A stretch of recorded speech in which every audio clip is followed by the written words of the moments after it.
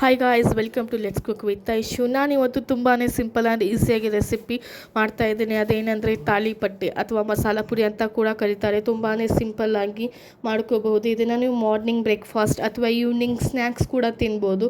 ತುಂಬಾ ರುಚಿಯಾಗಿ ಹೆಲ್ದಿಯಾಗಿರುತ್ತೆ. ಇದು ಮನೆಯಲ್ಲಿ ತುಂಬಾ ಇಷ್ಟಪಟ್ಕೊಂಡು ತಿಂತಾರೆ. ಇದನ್ನು ನೀವು ಶೇಂಗಾ ಚಟ್ನಿ, ಮೊಸರು ಅಥವಾ ಕಾಯಿ ಚಟ್ನಿ ಜೊತೆ ಸರ್ವ್ ಮಾಡಿ ತಿಂದರೆ ತುಂಬಾ ಟೇಸ್ಟಿಯಾಗಿರುತ್ತೆ. ನಾನೀಗ ಇಲ್ಲಿ ಒಂದು ಮಿಕ್ಸಿ ಜಾರ್ನ ತೊಗೊಂಡು ಅದರೊಳಗೆ ಸ್ವಲ್ಪ ಹಸಿಮೆಣಸಿನ್ಕಾಯಿ, ಸ್ವಲ್ಪ ಶುಂಠಿ, ಸ್ವಲ್ಪ ಬೆಳ್ಳುಳ್ಳಿ, ಅರ್ಧ ಸ್ಪೂನು ಜೀರಿಗೆ, ರುಚಿಗೆ ತಕ್ಕಷ್ಟು ಉಪ್ಪನ್ನ ಹಾಕ್ಕೊಂಡಿದ್ದೀನಿ. ಇದಕ್ಕೆ ನೀರು ಸೇರಿಸೋ ಹಾಗಿಲ್ಲ, ನೀರು ಸೇರಿಸದೇ ಹಾಗೆ ಇದನ್ನು ಪೇಸ್ಟ್ ಮಾಡ್ಕೋಬೇಕು. ಈಗ ಇಲ್ಲಿ ನಾನು ಒಂದು ಗ್ಲಾಸ್ನ ತೊಗೊಂಡಿದ್ದೀನಿ. ನೀವು ಕೂಡ ಅದೇ ಸೇಮ್ ಗ್ಲಾಸ್ನ ಸೇಮ್ ಕ್ವಾಂಟಿಟಿಯಲ್ಲೇ ಹಿಟ್ಟನ್ನ ತೊಗೊಳ್ಳಿ.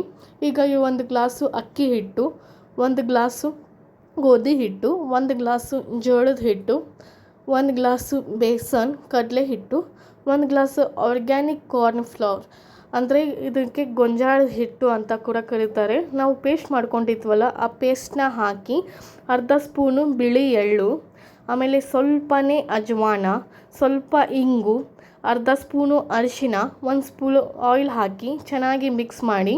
ಈಗ ಸ್ವಲ್ಪ ಇದಕ್ಕೆ ಕರಿಬೇವಿನ ಸೊಪ್ಪು, ಸ್ವಲ್ಪ ಕೊತ್ತಂಬರಿ ಸೊಪ್ಪು ಹಾಕಿ ಮಿಕ್ಸ್ ಮಾಡಿ. ಈಗ ಇದಕ್ಕೆ ನೀವು ಸ್ವಲ್ಪನೇ ನೀರು ಹಾಕಬೇಕು, ಜಾಸ್ತಿ ನೀರು ಹಾಕಬಾರ್ದು. ಸ್ವಲ್ಪ ನೀರು ಹಾಕಿ ಚೆನ್ನಾಗಿ ಇದನ್ನು ಕಲಿಸ್ಬೇಕು. ಚಪಾತಿ ಹಿಟ್ಟು ಯಾವ ಥರ ಕಲಿಸ್ತೀವಲ್ವ ಅದೇ ಥರ ಇದನ್ನು ಕೂಡ ಸಾಫ್ಟಾಗಿ ಕಲಿಸ್ಬೇಕು. ಎಷ್ಟು ಸಾಫ್ಟಾಗಿ ಹಿಟ್ಟು ಕಲಿಸ್ತೀರಲ್ವ ಅಷ್ಟು ಸಾಫ್ಟಾಗಿ ಪುರಿ ಬರುತ್ತೆ, ಚೆನ್ನಾಗಿ ಬರುತ್ತೆ.